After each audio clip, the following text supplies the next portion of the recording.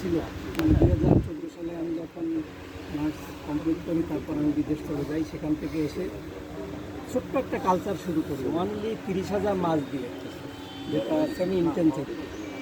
তো সেখান থেকে শুরু করে এই 9 বছর পর্যন্ত এখন আমি 3-4 লক্ষ পোনা আমি উৎপাদন করি, যেখানে আমার বিগত 2 বছরে 12 বিঘাতে উৎপাদন ছিল 9,000 থেকে 10,000 কিলো উইথিন 4 মান্থ।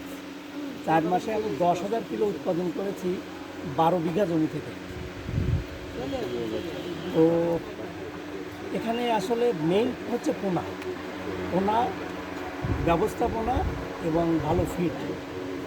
তো আমরা সবসময় বটিয়াঘাটাতে আমরা মনে করেন মানে কি বলবো যে উপজেলা মৎস্য কর্মকর্তা, জেলা ডিএফও স্যার, ডিডি স্যার এবং প্রশাসনিক কর্মকর্তাদের সাথে এমনভাবে জড়িত থাকি যে কে মাছ আনতেছে, কোন হ্যাচারি বিমান থেকে পোনা আনতেছে, সে আসলে আনতেছে কি না, আমরা ওয়েটিংয়ে থাকি যে কখন বিমান নামবে।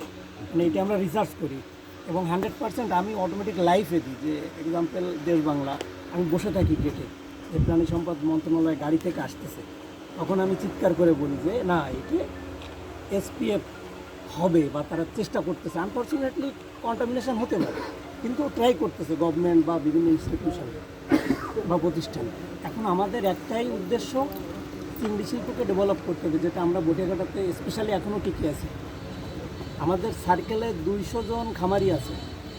আমরা কেউ লোকাল মাছ চাষ করি না। কেউ যদি লোকাল মাছ দেয় তার জন্য 1 লক্ষ টাকা জরিমানা।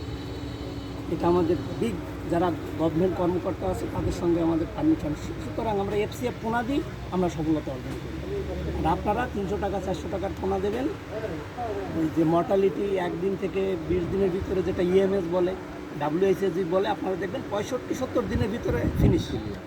এখন আমি চাচ্ছি সঠিক পোনাটা নিয়ে বায়োসিকিউরিটি মেইনটেইন করে, পুকুর পরিস্থিতি যেটাকে ব্লিচিং করা বলে, যেটাকে পটাশিয়াম পারম্যাগনেট দিব, আমরা জীবাণুনাশক দিব, এরপরে আমরা বিভিন্নভাবে প্লান্টান তৈরি করবো, পুকুরে প্রোবায়োটিক দিব, সয়েল প্রোবায়োটিক, পুষ্টি দিব, পানিটাকে মেইনটেইন করে কত পিবিটি আছে এক্সাম্পল, যে মাছটা আনবো ওইটাও আমি দেখবো যে ওর স্যালাইনিটি, ওর পিএইচ কত আছে। এগুলো মেইনটেইন করে যখন আমি কালচারে যাব, তখন সেটা আধুনিক এবং সফল ব্যক্তি বা মানে যেটাকে বলে এডুকেশনাল পারসন, খুব ভালো সফল চাষির দিকে যাবে।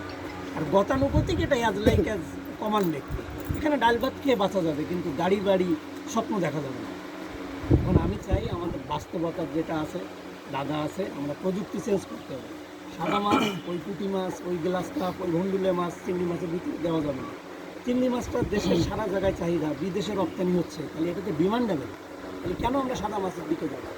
আমরা ব্যক্তিগত আমি ফিড খাওয়াই 4375 টাকা দাম 25 কেজি অবন্তী ফিড নাম্বার 1, যেটা ডিরেক্টলি ইম্পোর্ট হয়ে আসে, কোনো রিপ্যাকিং হয় না। আর এখানে হাজার হাজার রিপ্যাকিং আছে, আমরা এগুলো ভুলে যাব।